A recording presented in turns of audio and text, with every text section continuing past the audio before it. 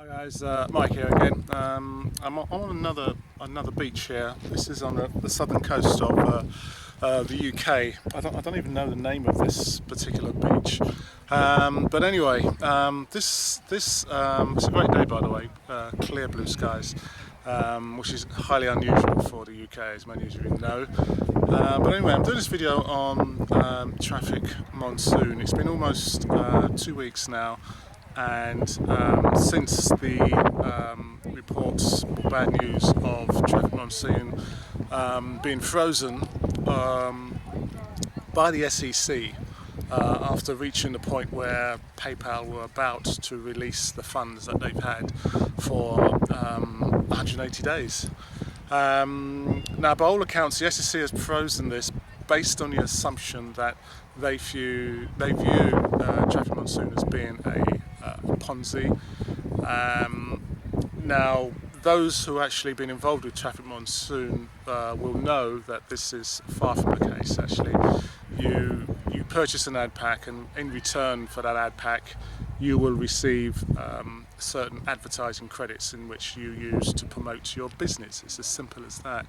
At the end of the day, Traffic Monsoon, instead of a company like Google, who also do a similar thing whereby you pay them and they give you advertising packs, or not packs, but they give you the facility in which you can advertise your business. What Traffic Monsoon does, instead of keeping all the profits, they share all the profits out in the form of what we call a revenue share.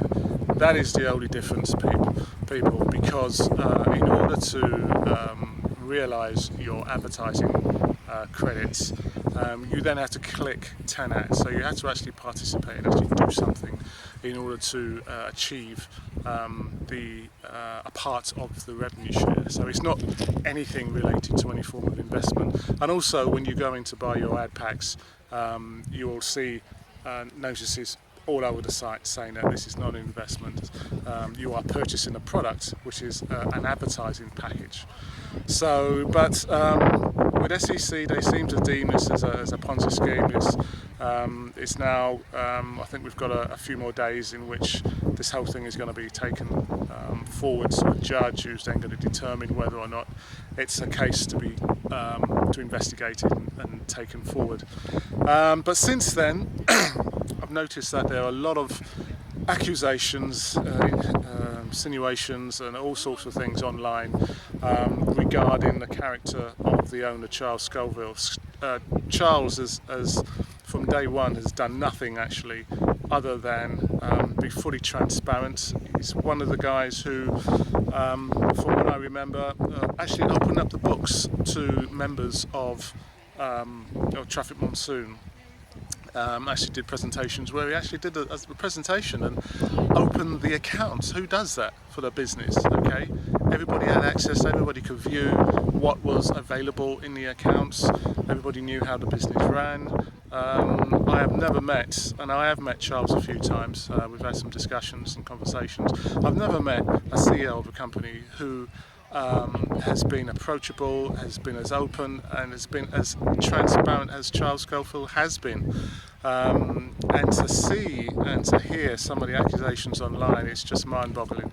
It just gives you an insight into human behaviour when things get tough, when things don't look good. And to see him in a position whereby he appears as if he's almost on his own, and those who, when the times are good, claim to be his right-hand man, or they've got his back, suddenly they're all disappearing. And some of the things some of the leaders have actually said online regarding Charles is just fine. I can only say disappointing. I don't want to get too extreme on this video, but I just find it very, very disappointing at some of the things that some people say. Some of these people haven't even met him, some haven't even talked to him or communicated with him anyway, and yet they're accusing him of all these things. It's just astonishing. But that's human behaviour for you. I mean, some of these people are supposed to be, so-called leaders or gurus and stuff. And to read and hear some of the stuff that they say about him is just mind-boggling. But all I would suggest is if you guys will just sit back and just take notes of what some of these people are actually saying right now, and just take a note of the actions of some of these people. Some of these guys have long downlines, and you will notice that some of them actually will take their downline and they will direct them into another business. Okay, and then they will feed off their downline in these other businesses. You can say this is just business.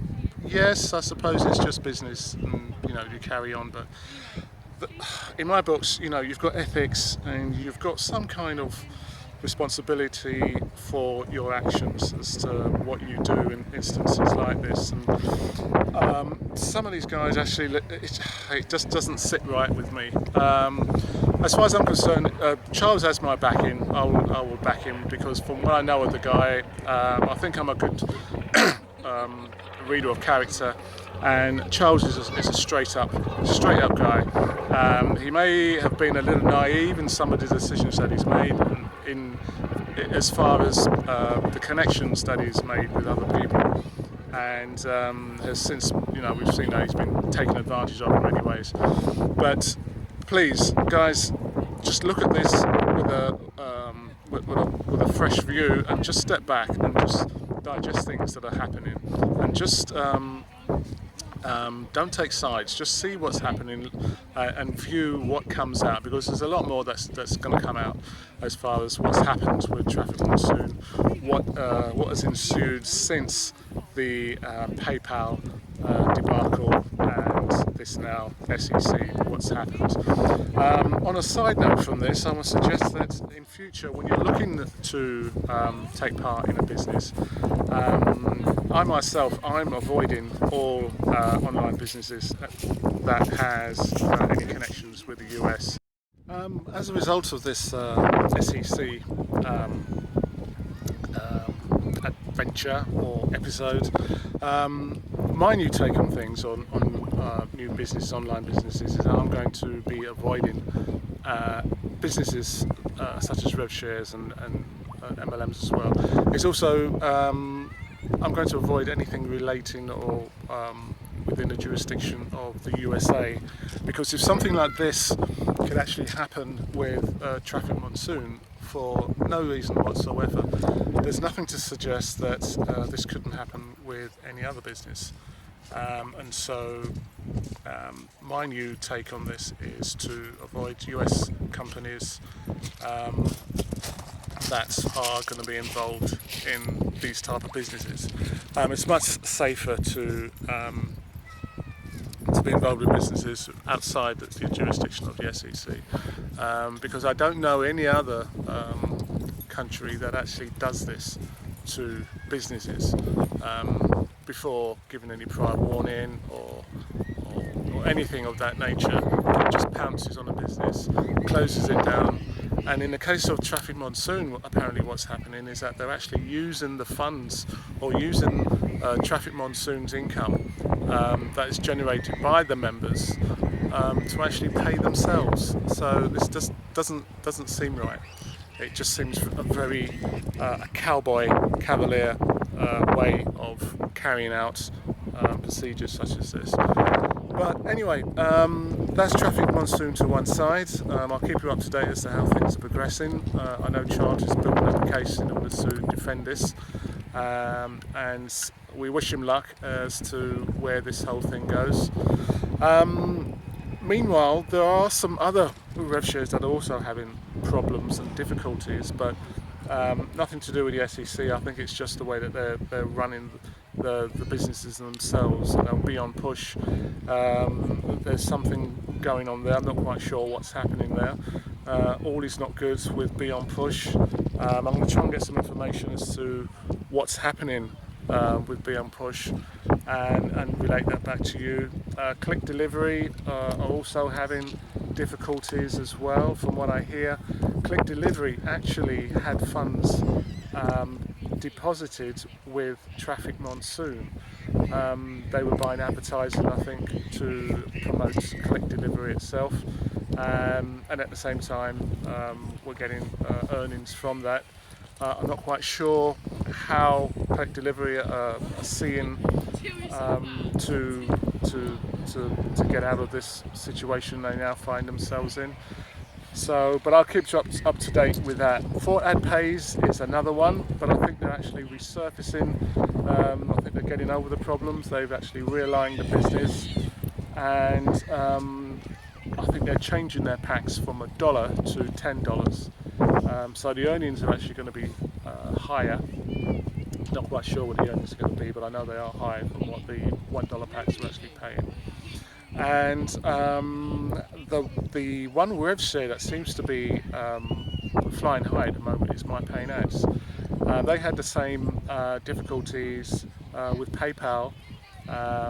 They rose the whole 6 months with PayPal, but unfortunately they're outside of the US, and so they are not bothered by the SEC at all, although they run a very similar program. And MyPayingAds are going from strength to strength. They now have, they've paid out over $9 million so far. They now have over 166,000 members. 2,100 members actually joined last week alone. So as far as MyPayingAds are concerned, they're doing excellent, and they're growing at a nice steady pace. Things look very rosy, and I would suggest that they are now the #1 Rev-Share online at the moment. It's MyPayingAds. If you need any information about MyPayingAds, look in the description below, and I'll give you some directions as to how to actually get involved in that, as far as maturity of the ad packs. And also, I've got a calculator.